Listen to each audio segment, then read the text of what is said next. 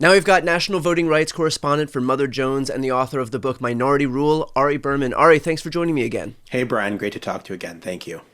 So let's take a look at the landscape here. Republicans lost two races in Pennsylvania. They underperformed by 16 points in Florida. They lost the Wisconsin Supreme Court race. That really was a referendum on Donald Trump and Elon Musk. And just this past weekend, watched massive rallies in all 50 states turn out millions of people across the country.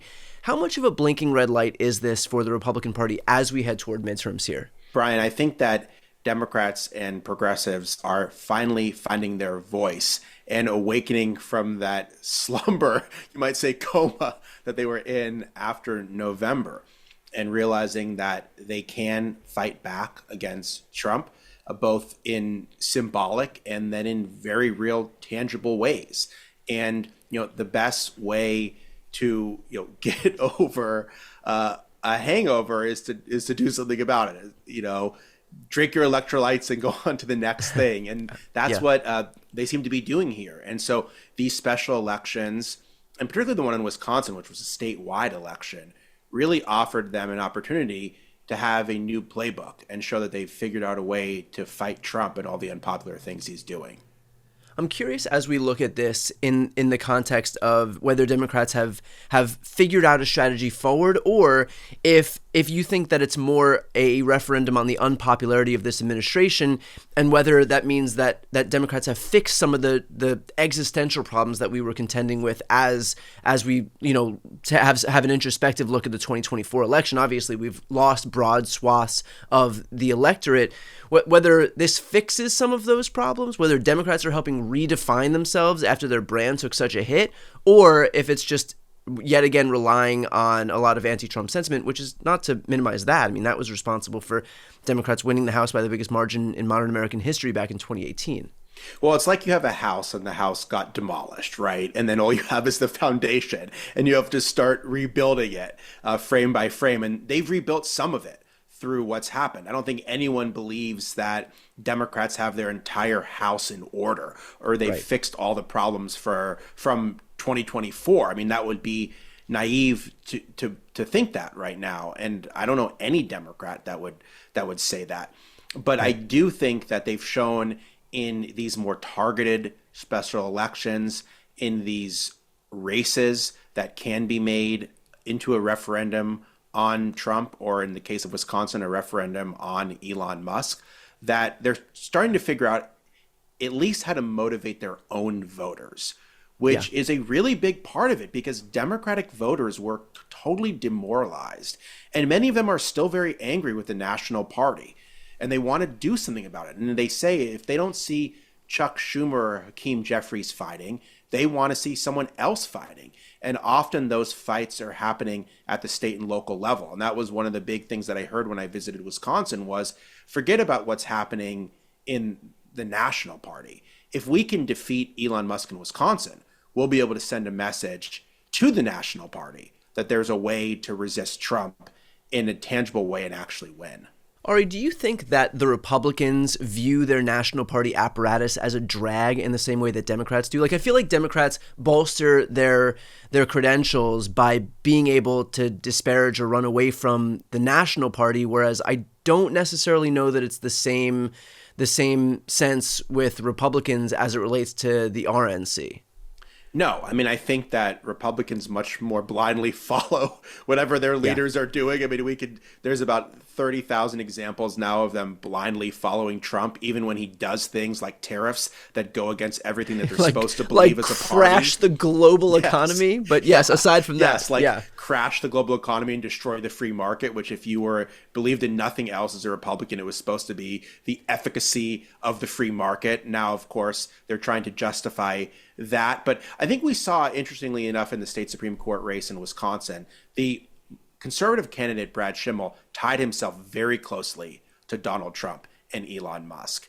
And I think that was a mistake. And they were operating on the basis that if they could just get Trump voters to the polls, they could win that election. And they said over and over, if we get 60% of Trump voters to the polls, we'll win. Well, it's interesting. They got 62% of Trump voters to the polls, and he lost by 10 points because the progressive candidate, Susan Crawford, got 77% of Harris voters to the polls, which is extraordinary to think that nearly 80% of the people who voted for Kamala Harris in November showed up again for a state Supreme Court race in April. So I think a lot of it's just going to be about mobilizing in these elections in 2025 and 2026. In 2028, it's going to have to be a bigger picture thing to figure out what the Democratic Party stands for, who it's going to fight for, how to get back some of the voters it lost. All of those things are still, they have to deal with. But a lot of what's going to happen in 2025 and 2026 is just mobilizing their own voters to turn out in future elections, because that's one way they failed a lot in 2024.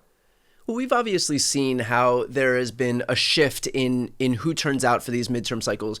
Way back when, before I even started paying attention to politics, it was Republicans who had the edge because they appealed more to older voters who are more reliable voters. And so in these special elections, in midterm elections, it's Republicans who would overperform. That's flipped since Democrats have really garnered more of a voting bloc that includes college-educated voters and whatnot, and so now it's Democrats who overperform in these special elections.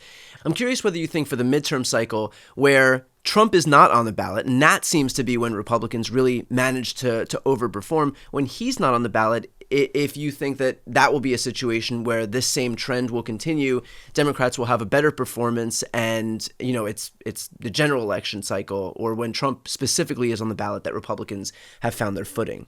I think that it's going to be a problem for Republicans because Trump's unpopular policies will be on the ballot, but he will not be on the ballot. So that's kind of the worst possible thing for Republicans is they have to defend. You kind of lose like the cult effect, the people who will turn out for him regardless, but you do still shoulder all of the blame for his for what he's ushering in. Yeah, and Republicans are going to have to defend everything. I mean, there's a long time between now and November 2026, but I mean, they're going to have to defend the chaos, the dysfunction, and the very real turmoil that people are now feeling in their everyday lives because of Trump. And they're going to have to defend why they rubber stamped what is an increasingly unpopular agenda.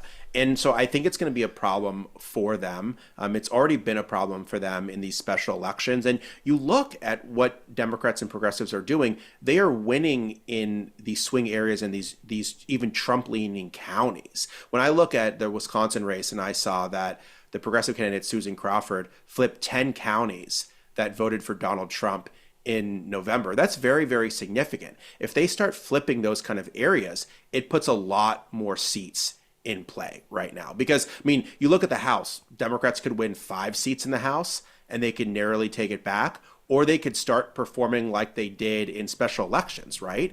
And then you start talking about maybe winning 20, 30, 40 seats. So it's a total different ballgame if they can go in and win some of these more red-leaning or at least purple areas. Ari, at the same time, there was the North Carolina Appeals Court decision in favor of Jefferson Griffin. That's the conservative candidate for the North Carolina Supreme Court, and that decision was in favor of discarding 68,000 ballots unless they can be cured. And that kind of highlights a broader problem here, which is that the Republican Party is perfectly content and willing to just undermine free and fair elections. And so, am I being naive here? Are we being naive here in thinking about this within the confines, within the framework of politics as usual? Like, we're talking about the midterms and kind of whistling past the graveyard here, in the sense that Republicans have shown that if they need to go outside of the rules, outside of the confines of the rules, that they're perfectly willing to do that.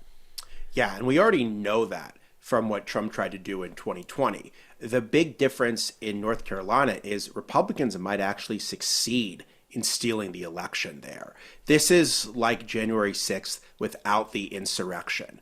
They have taken the Trump playbook from 2020 and are now using it to try to overturn an election in North Carolina in a case that I think is going to have major national ramifications. Because if they're able to overturn a Democratic victory in North Carolina, that's going to be the playbook they use in future elections, even more than the Trump playbook, because it's going to be a successful one, which is if you don't like the election result and it's close enough to be able to challenge the ballots, you can just essentially invent new rules for the election, cherry pick who you're going to challenge, which votes you're going to throw out, and find a court system that is favorable to you. Republicans control the courts in North Carolina. They have huge majorities on both the Court of Appeals, which has issued this decision, and the state Supreme Court. And there's no real guardrails to hold them in effect other than maybe the federal courts getting involved here or voters being able to cure those ballots that are being challenged. But it's extraordinarily dangerous. It doesn't seem to be getting as much attention as what happened in Wisconsin because you don't have Trump or Musk directly involved. But I'm very, very worried what message it would send for democracy if Republicans are just able to outright steal a state Supreme Court election in North Carolina. What happens in North Carolina is not going to stop there.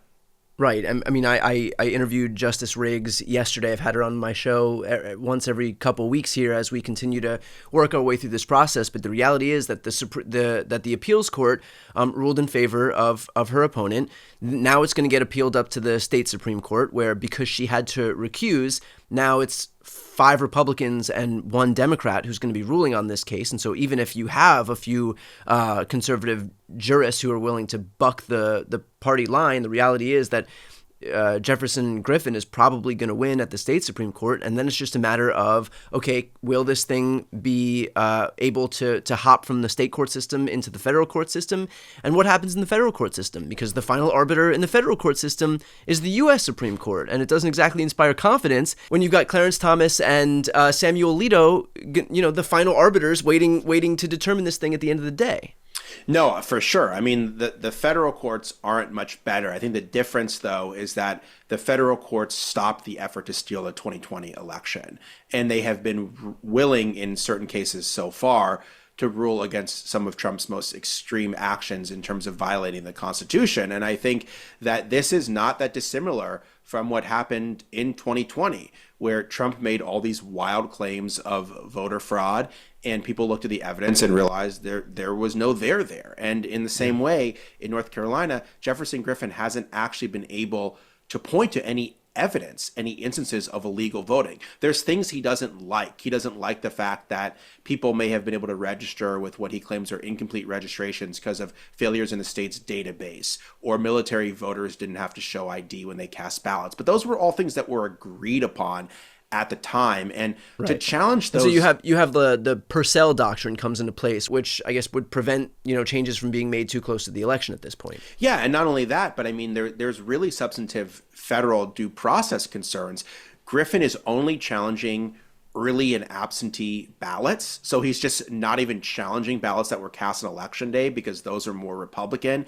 He's challenging, for example, military ballots and overseas ballots only in one county in North Carolina, which voted overwhelmingly for Kamala Harris. So, I mean, he's going about this in a way that raises concerns for future elections and raises concerns under the Constitution in a way that could be troubling for the federal courts. Because on the state level, what the state justices who are Republicans are trying to do, they just want to put their buddy on the bench, basically. And they're willing to bend any kind of law or precedent to be able to do that. But the federal courts could look at some of these bigger constitutional issues and say the state court has gone too far in terms of what they've done. But I mean, that is really the only recourse here unless there's this extraordinary effort to cure these ballots that are being challenged. And that's going to have to be done within a 15-day period. It's not gone into effect yet, but 2 weeks to fix 60,000 ballots, that's a pretty big organizing haul.